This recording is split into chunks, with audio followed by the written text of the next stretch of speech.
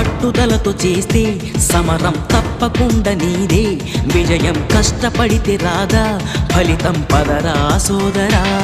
నీ ధైర్యం తోడై ఉండగా ఏ సాయం కోసం చూడక, నీ ధ్యేయం చూపే మార్గంలో పోరా సూటిగా.